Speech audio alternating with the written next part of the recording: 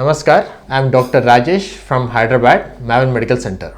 Today we are going to discuss about varicose veins, signs and symptoms and causes of varicose veins. So what are varicose veins? Varicose veins are dilated superficial veins in the legs. They look like snakes or serpentine like structures in the legs. So what are the most common causes of varicose veins? So hereditary, that means family history of varicose veins in either father, mother or the siblings is one of the main causes of varicose veins. Apart from that, obesity, people who are overweight develop varicose veins. Then people who stand or sit for a long time, like IT professionals who sit for a long time, or people who stand for a long time like police personnel, teachers, they develop varicose veins. Apart from that, in ladies, pregnancy is a very big factor for getting varicose veins.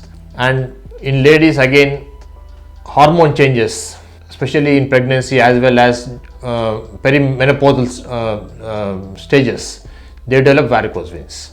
Then trauma to the legs, injury to the legs can also cause varicose veins. And there is a condition called idiopathic varicose veins. That means we do not know the condition why the varicose veins have developed. Then there is another condition called the DVT, that is deep vein thrombosis in the legs. So people who develop deep vein thrombosis develop varicose veins secondary to deep vein thrombosis, that is called secondary varicose veins. So these all are multiple causes for varicose veins. So if you look at the signs and symptoms of varicose veins, so initially you will just see some small spider veins like or reticular veins in the legs. There is very tiny veins in the legs like greenish bluish discoloration in the legs. As the veins increase in size, you get swelling in the legs. Slowly the skin color changes in the legs. If you neglect it and leave it, then ultimately it leads to ulcerations, that is wounds in the legs around the ankle areas, that's called the goiter zone. So negligence of the varicose veins can have serious implications on the health of the patient.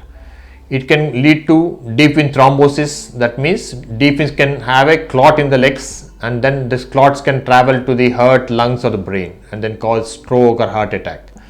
Apart from that, because these varicose veins carry impure blood, the chances of infection in the legs, that is cellulitis, is much more in patients who are varicose.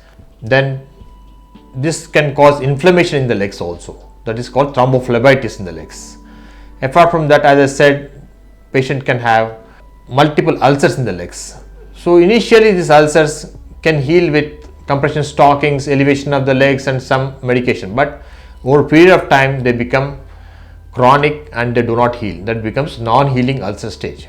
So basically in varicose veins we have 6 stages, C1 to C6. So C1 is, as I said, small reticular veins.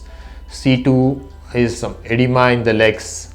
C2 is visible varicose veins. C3 is edema in the legs. C4 becomes like skin pigmentation in the legs. C5 is non-healing ulcers, healed ulcer stage, C5.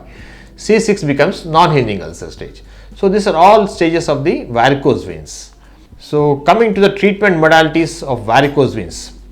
So what treatment modalities are available now? So earlier it was only surgery, that is stripping and ligation of the varicose veins. That means there were multiple cuts in the legs and then the surgeon used to put some hooks and pull the veins out. That was quite painful and traumatic, and success rates with stripping and ligation is only about 70%. Whereas now we have multiple non-invasive or minimally invasive techniques, starting with radiofrequency ablation. Then we have endovenous laser treatments, and the latest modality is microwave ablation of the varicose veins. These are thermal ablations, that means they use heat to burn the veins. Then we have non-thermal treatments, that includes foam sclerotherapy, that means some injection is injected into the veins, that is a chemical that we inject. Then we have super glue, like a gum that's injected into the veins. So here we don't need tumescent anesthesia or compression stockings.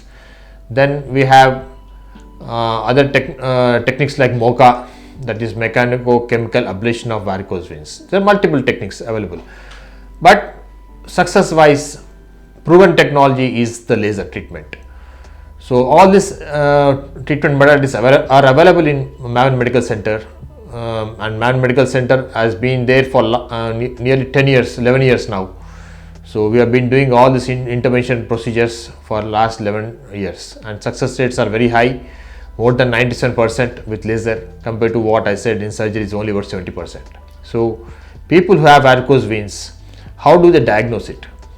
So people can see their varicose veins as such, as I said, small greenish or bluish discoloration, small veins in the legs, or they can become very big also. So this is visible to the patient. Then the skin color changes, the swelling in the legs, ulceration happen. But diagnostic modality is very simple non-invasive test called the color Doppler scanning of the venous system of the legs. So by doing the color Doppler scanning, we can know where the walls are leaking, whether all the walls are functioning or not, how big the veins are, and how many varicose veins are there. So very simple non-invasive test which takes about 15 minutes time. So you can go to your physician or go to your consulting doctor, get this color Doppler done, and then if you have varicose veins, you should go for treatment, should not neglect it. This is not a cosmetic problem. A lot of people think it is a cosmetic problem, but this is a disease that has to be addressed. So do not neglect your varicose veins. If you have varicose veins, consult your doctor and get treated. Thank you.